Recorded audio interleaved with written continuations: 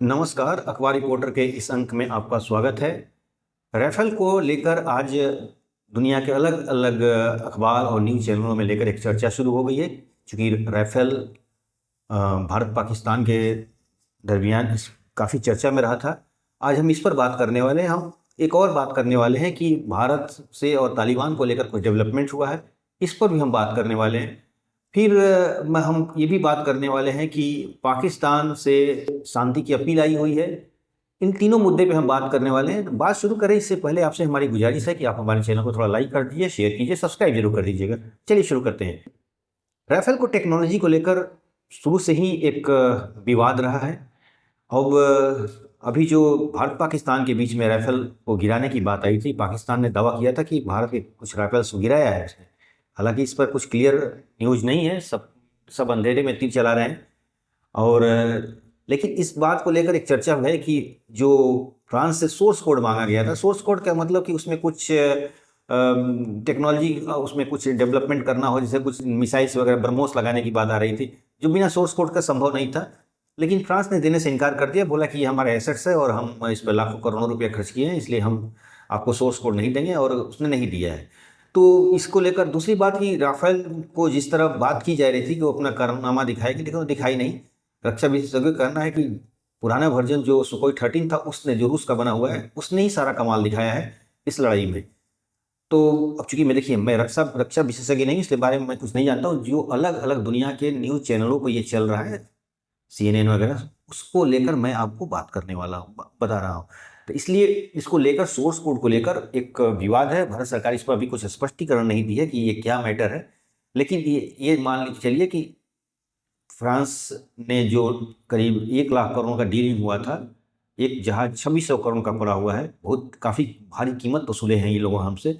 और उसके बाद जो फ्रांस ने साफ मना कर दिया कि हम कोई भी सोर्स कोड नहीं देने वाले हैं आपको। अब ये देखिए आगे जो डील भारत सरकार देने वाली थी, उसको, उस पर क्या होता है। अब ये तो भारत सरकार का इंटरनल मैटर है, हम इस पर नहीं बता सकते। राफेल शुरू से ही विवाद का केंद्र था। जब से डीलिंग हुआ था दोनों देशों के बीच में, ये तो गवर्नमेंट टू गवर्नमेंट डील की बात हुई थी, लेकिन अब इसमें भी भ्रष्टाचार के विपक्ष आरोप लगाया था। इसमें कितनी सच्चाई है, कितनी नहीं है, इसका मुझे जानकारी नहीं है, इसलिए मैं इस पर कुछ नहीं करूँगा। लेकिन इतना जान लीजिए कि राफेल ने जो कारनामा दिखाना था, वो कारनामा नहीं दिखा पाया। ये बात कहना है रक्षा विशेषज्ञों का। और हमारा वही जहाज काम किया जो हमारे पुराना दोस्त देता था, रूस, जिसका सुखोई 13 था, जो कि एक पुराना वर्जन का जहाज था, उसने ही सारा कारनामा दिखाया है इस लड़ाई में। तो अब आगे वाले समय में अब देखिए क्या होता है। सरकार सुखोई की तरफ फिर जा रही है, पुराने दोस्त रूस की तरफ जा रही है, और जाना भी चाहिए। देखिए रूस एक आजमाया हुआ दोस्त है, हर मुसीबत में हमारा साथ दिया है। वो जहाज भी देता है और सोर्स कोड भी देता है हमें। हमें कभी भी गैर नहीं समझता है। ऐसे जियो पॉलिटिक्स में कोई मित्र नहीं होता है, इतना याद रखिए। लेकिन फिर भी कुछ तो होते हैं दोस्त, कुछ राजदार दोस्त तो बनाया जाता है जिनके अपने दिल की बातें बताया जा सकता है। वैसे में रूस भी है। तो इसलिए अब हमें फिर से पुराने दौर पे जाना ही होगा, क्योंकि जिस तरह यूरोपियन देशों ने अपना दोहरा चरित्र दिखाया है इस लड़ाई के बाद, इनकी पूरी कलई खुल गई है। ये लोग भारत को सिर्फ एक मार्केट के रूप में इस्तेमाल कर रहे हैं, भारत को एक यूज कर रहे हैं। और सरकार ने जिस तरह अमेरिकी नीति जो भारत सरकार ने अपनाई थी, वो सब टाइट फिश हो गया है। यानी अमेरिका ने जिस तरह दोहरा चरित्र अपनाया है भारत के प्रति, भारत को पाकिस्तान के पैरेलल लाके खड़ा कर दिया। यानी एक ही तराजू में भारत और पाकिस्तान को एक ही तराजू से तौल रहा है। तो ये चीज़ अब भारत सरकार ही बताएगी, क्योंकि विदेश नीति के बारे में भारत सरकार मुझसे 100 गुना बेहतर जानती है। उनके जो सोचने का तरीका है कुछ और हो सकता है, लेकिन दुनिया में इस बात को चर्चा शुरू हो गया है कि भारत की विदेश नीति जो पिछले 10-12 सालों में बनाई गई थी, कि हम अमेरिका के पीछे पीछे दौड़ रहे थे, हर बात पे अमेरिका को जी हुजूरी कर रहे थे, ये एकदम टाइट फिश हो गई है। दूसरा डेवलपमेंट ये हुआ है कि भारत के विदेश मंत्री एस जयशंकर ने अफगानिस्तान के विदेश मंत्री, तालिबान के जो कहा जाता है, तालिबान के जो विदेश मंत्री हैं आमिर खान, उनसे बात की है। अब इसमें अब अटकलें ये आ रही है कि भारत अब तालिबान यानी अफगानिस्तान से अपने संबंध और तेजी से मजबूत करेगा। हो सकता है, अब ये बातें क्लियर नहीं है, हो सकता है कि भारत तालिबानी सरकार को दुनिया से मान्यता दिलाने में अपना सहयोग करे। देखिए, जब 2021 में जब तालिबान आया था, मैंने उसी समय बोल दिया था कि अभी दुनिया को लगता है कि पाकिस्तान जीत गया है, लेकिन मैं जानता हूं कि पाकिस्तान इस गेम में हारेगा, और ऐसा ही हुआ था। पाकिस्तान आज एक तरह से तालिबानों का एक दुश्मन बन गया है। तालिबानी उनको पीछे से काफ़ी प्रहार कर रहे हैं, और तालिबान और एक तरफ से इंडिया के बीच में पाकिस्तान एक तरह से पिसते जा रहा है। क्योंकि देखिए, ऐसा है कि अफगानिस्तान में दो तरह के, अगर तालिबान की बात किया जाए तो तालिबान में अगर तालिबान वन और तालिबान टू, मैंने दूसरा ये उनका भाग है, एपिसोड है। पहला एपिसोड में तालिबान एक अलग तरह का रवैया था। जब 1979 में सोवियत संघ आया हुआ था, वही पाकिस्तान के जो रक्षा मंत्री ने इंटरव्यू में स्काई न्यूज़ में बताया भी था ये, कि हम अमेरिका के लिए डर्टी वर्क कर रहे थे। तो हुआ क्या था कि अब सोवियत यूनियन को हटाने के लिए कुछ मुजाहिदों को पाकिस्तान अपने यहाँ ट्रेनिंग देता था। काफ़ी ट्रेनिंग कैंप खुले हुए थे, अमेरिका का पैसा था, और उनको लड़ने के लिए अफगानिस्तान भेज दिया जाता था। अफगानिस्तान के लड़कों से रिक्रूट को भर्ती किया जाता था, फिर उन्हें ट्रेनिंग देकर और उन्हें मुजाहिद बनाकर अफगानिस्तान में भेज दिया जाता था, जिससे वहाँ जाकर वो लोग एक तरह से गुरिल्ला वार लड़ाई लड़ते थे। और इस लड़ाई करीब 10 साल चली, सोवियत यूनियन वापस चली गई। उसके बाद फिर वही मुजाहिदों ने पूरे देश को कब्जा कर लिया और तालिबान बन गए। और तालिबान ने उस समय बहुत ही एक तरह से अजीब तरह का शासन चलाया। लड़कियों को शिक्षा नहीं, रोज दाढ़ी रखना, मतलब इस तरह का बहुत कुछ हुआ था, जिसमें काफ़ी उसकी आलोचना हुई थी। उसमें भारत का एक प्लेन भी हाईजैक हुआ था, इंडियन एयरलाइंस की, जिसके मसूद अजहर को उसी में छोड़ा गया था। उसमें सारा जो खेल था आईएसआई का था, जो पाकिस्तान खुफिया एजेंसी थी। लेकिन अब ये दूसरा तालिबान है।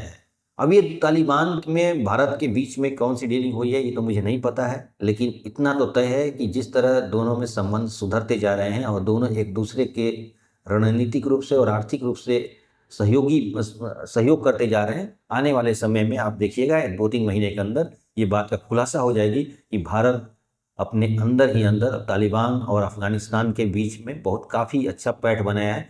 देखिए, हुआ क्या था कि अफगानिस्तान से जब अमेरिका जो लड़ाई चल रही थी, और तो उस समय पाकिस्तान डबल गेम खेल रहा था।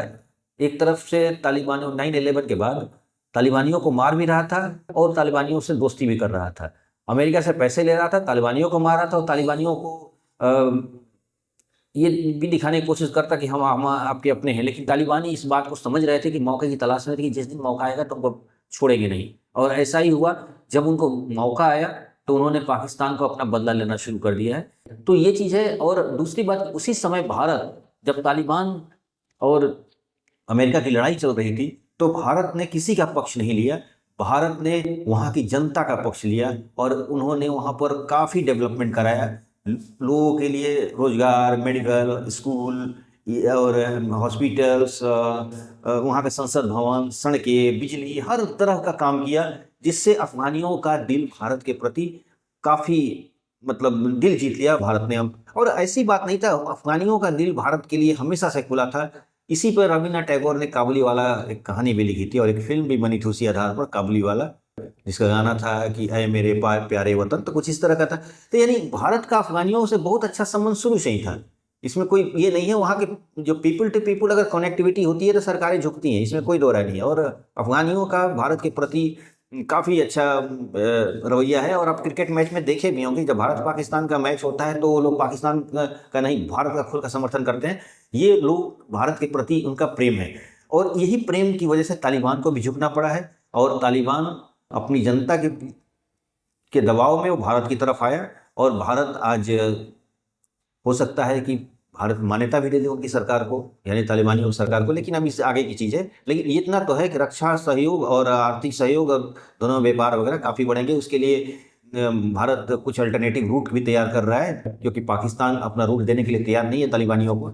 इसलिए भारत कुछ अलग से रूट देने के लिए तैयार है, ताकि उनका व्यापार भारत से बढ़े और दुनिया के अलग अलग देश, यूरोप वगैरह में भी इनका व्यापार बढ़े। तीसरा डेवलपमेंट ये हुआ है कि पाकिस्तान के प्रधानमंत्री ने भारत को से अपील की है, शांति की बात की है, लेकिन भारत ने कुछ लिस्ट सौंपा है और ये लिस्ट में कुछ लोगों का नाम है जिसमें लश्कर तैयबा के लोग हैं, दाऊद इब्राहिम हैं, हाफिज सईद हैं, मसूद अजहर हैं, सलाउद्दीन हैं, माने कई लोग हैं इनका लिस्ट की भाई अगर बातचीत करना है तो पहले इनको हमारे हवाले करो। यानी हम आतंकवाद पर जो जीरो टॉलरेंस की बात कर रहे हैं उस पर बात करेंगे। पानी वाली जो मैटर है जो उसके लिए भी रिक्वेस्ट किया कि इस पर फिर से विचार किया जाए, तो उसने बोल दिया कि हम पानी पर कभी कोई विचार नहीं कर रहे हैं, हम नहीं चाहते हैं कि आतंकवाद और पानी और खून एक साथ बहे, जैसे प्रधानमंत्री मोदी ने बोला भी था। ये बातें आ गई हैं कि हम तब तक इस पर कोई बातें नहीं करेंगे जब तक आप ये हमें आश्वस्त नहीं कर देते हैं कि आपके यहाँ आतंकवादियों का एकदम सफाया हो गया है। जब इस बात से भारत पूरी तरह संतुष्ट हो जाएगा कि आपने आतंकवादियों को पूरी तरह से अपने यहाँ से ख़त्म कर दिया है, आतंकवाद का नामो निशान मिटा दिया है, कुछ जो आतंकवादी आपके पल रहे थे वो हमें आप वापस सौंप दिया है, तब कुछ बात होगी। और कश्मीर पे बात नहीं होगी, बात होगी पाक ऑक्यूपाइड कश्मीर पर, यानी जो पीओके पर, तब जाके बात होगी। बाकी और जो आप बात करना चाहते हैं कि शांति शांति, तो भाई साहब अपनी शांति अपने घर में रखिए। हम अपने हिसाब से चलाएंगे। हम आपके जैसे लोगों से दोस्ती नहीं करना चाहते हैं। ये बातें, यही तो 3 डेवलपमेंट पिछले दिनों हुए हैं। एक राफेल को लेकर कि राफेल को टेक्नोलॉजी को लेकर, उसके सोर्स कोड को लेकर एक बात चल रही है, और ये साबित हुआ है कि सुखोई 13 राफेल से बढ़िया है। अब इसमें क्या सच्चाई है तो रक्षा विशेषज्ञ लोग बताएंगे। दूसरा हुआ है जो तालिबान से भारत अपना संबंध बना रहा है, माफ़ करिएगा, उसमें कुछ डेवलपमेंट हुई है।